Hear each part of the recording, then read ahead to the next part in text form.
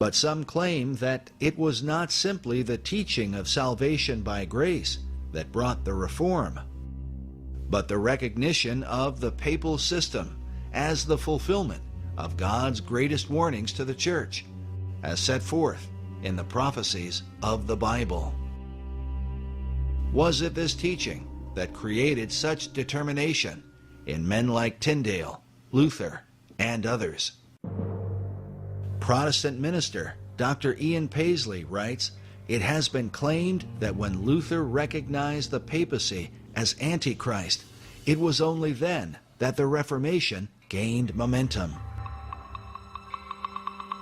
Yet Luther himself acknowledged that what he was teaching did not begin with him, but had been handed down from centuries earlier.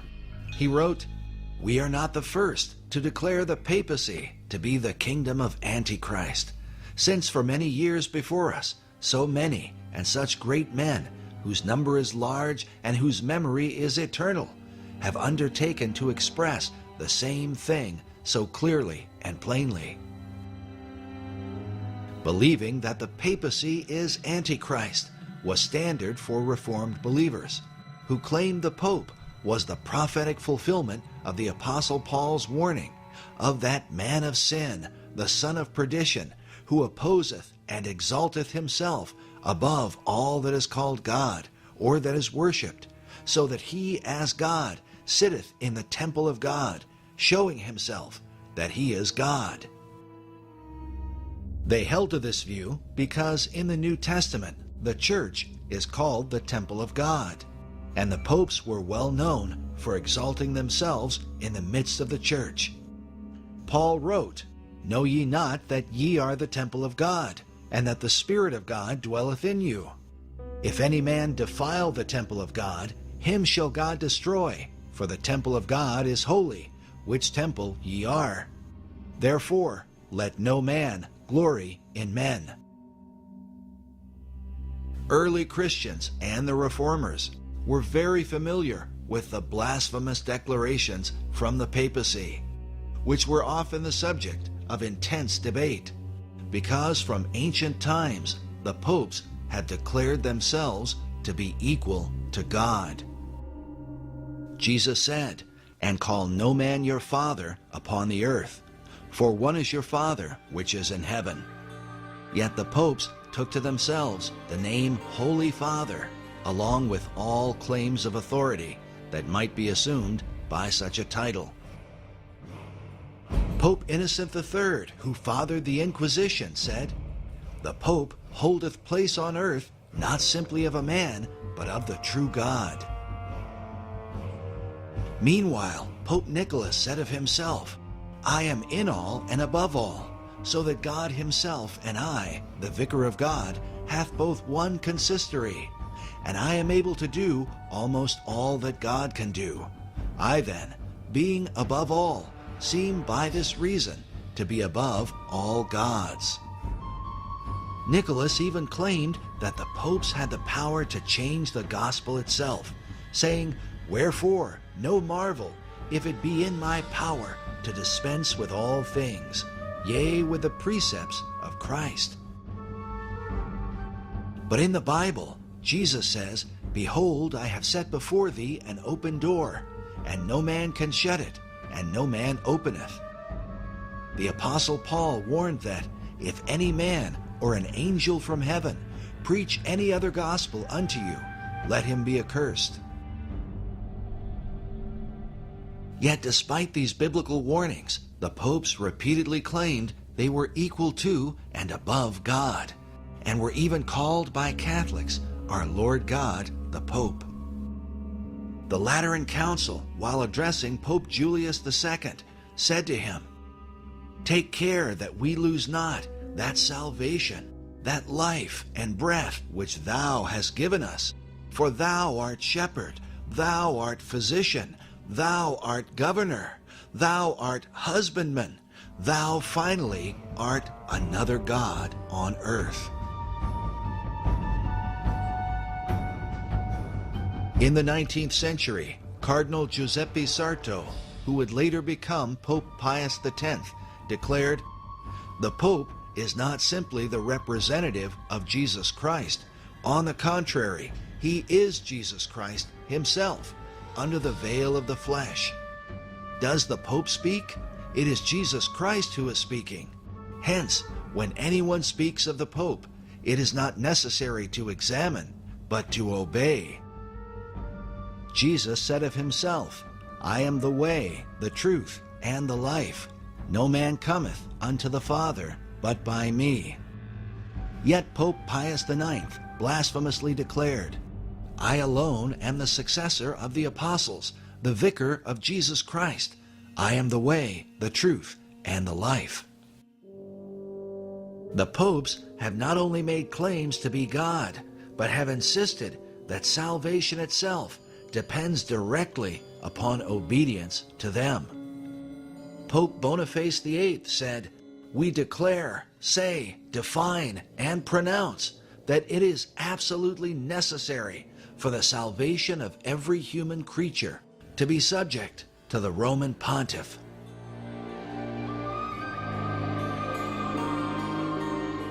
Pope Clement VI said, "No man outside obedience to the Pope of Rome can ultimately be saved.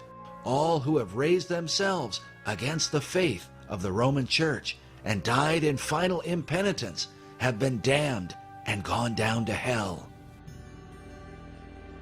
Even in modern times, Pope John XXIII in 1958 declared, "Into this fold of Jesus Christ no man may enter unless he be led by the sovereign pontiff, and only if they be united to him can men be saved." In 1984, Pope John Paul II was quoted as saying, "Don't go to God for forgiveness of sins, come to me."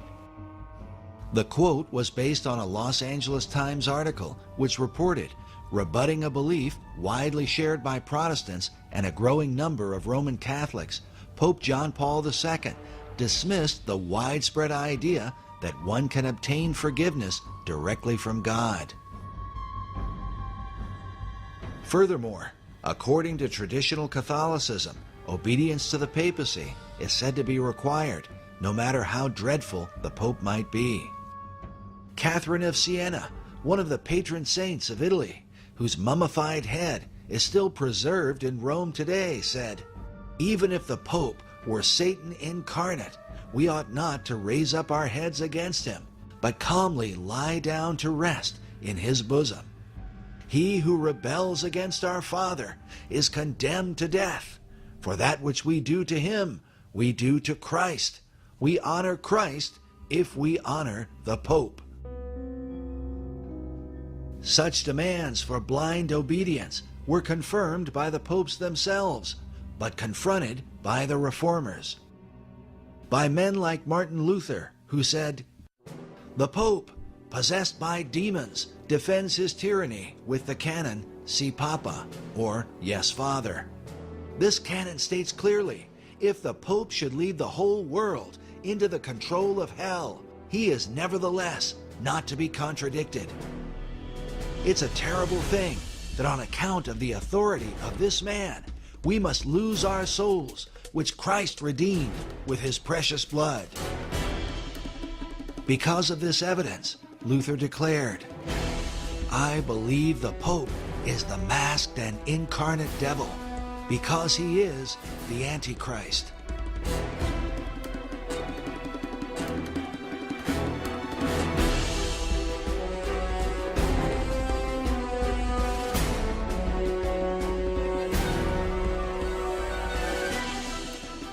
It is important to understand that this belief was not just confined to Luther, but was held by all the reformers from John Wycliffe in the 14th century to Charles Spurgeon in the late 19th century.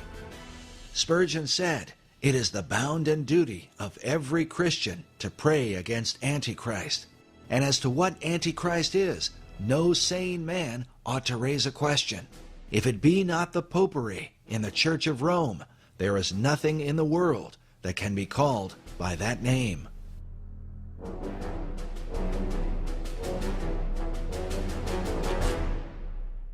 The Westminster Confession of Faith, along with the Savoy Confession, the Old Baptist Confession, and the Methodist views of John Wesley, all included the declaration that the Pope is that Antichrist, that man of sin and son of perdition, that exalteth himself in the church.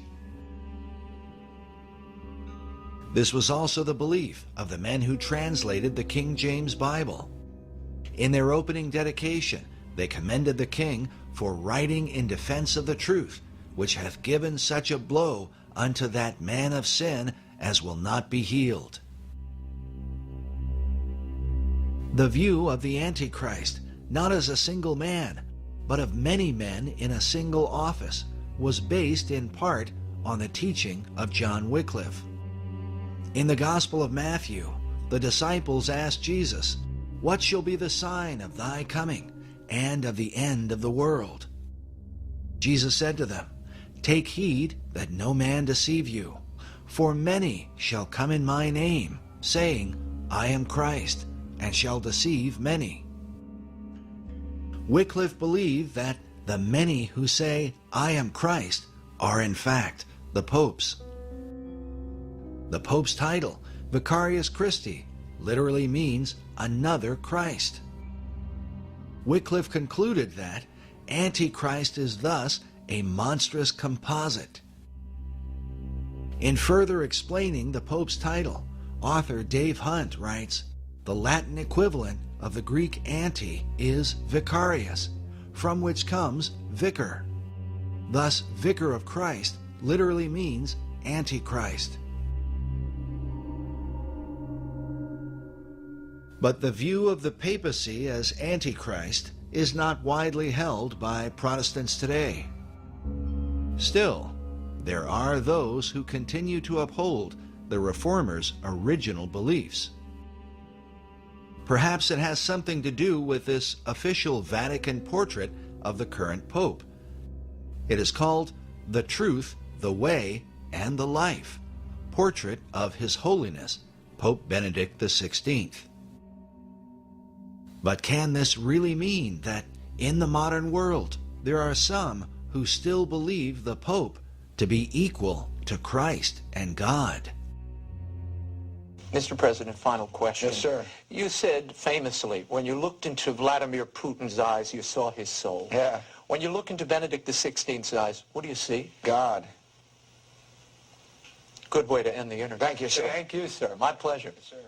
In contrast, Dr. Ian Paisley is a Protestant minister with a long history of opposing Rome's influence in Great Britain.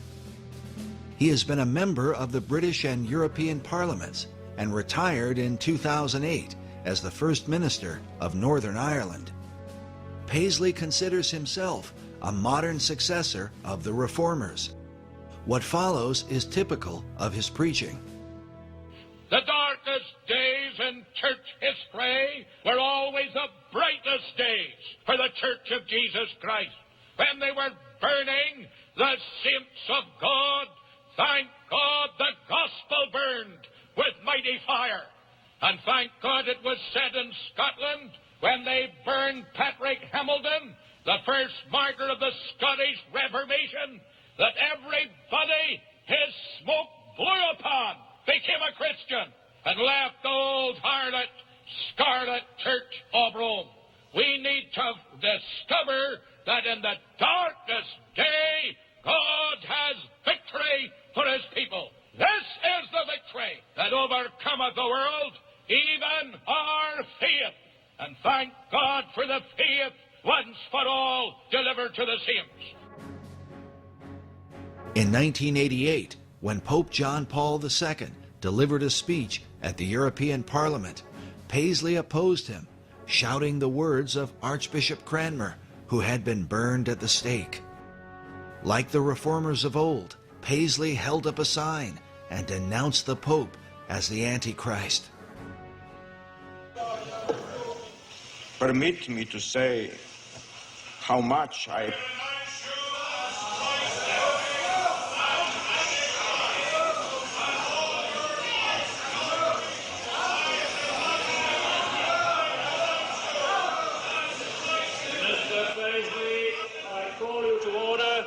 and I ask you to stop this disturbance. There was another poster in his pocket for each one snatched away. The Pope, waiting with a text which spoke of Europe as the beacon of civilization, looked on with faint amusement. Mr. Paisley, I now exclude you from this house and for the remainder of the sitting. Mr. Paisley claims he was punched and that he later received a personal apology from the head of security for failing to protect him. The poster stated simply, John Paul II, Antichrist. I am in the historic succession of the Reformers. I mean, one wee lady wrote into the press and said I wrote the Confession of Faith and called the Pope the Antichrist. I mean, I was far from the first person who accepted the fact that the Church of Rome was a false church, and therefore was the church as depicted in the 17th chapter of the book of Revelation. Now, that is historic Protestantism. Paisley makes it clear that he still believes the Pope, or papal system, is the fulfillment of the biblical warnings about Antichrist. Yet it is only fair to acknowledge that many prophecy teachers today believe that the Antichrist is yet to come, but like the popes, he will claim to be equal with God. That someday there will emerge a man who proclaims that he is God. And of course, according to the Bible, this will be the Antichrist. But he is a man. But the Bible says Satan will empower him. But for the Reformers, the Antichrist had already been revealed through the papacy. John Wycliffe was so convicted about it, he even said, "Why is it necessary in unbelief to look for another Antichrist?"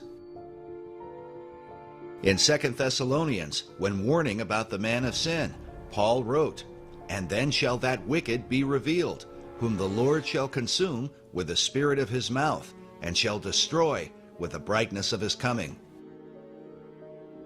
Martin Luther believed that the Reformers were themselves as the spirit of the Lord's mouth, and by preaching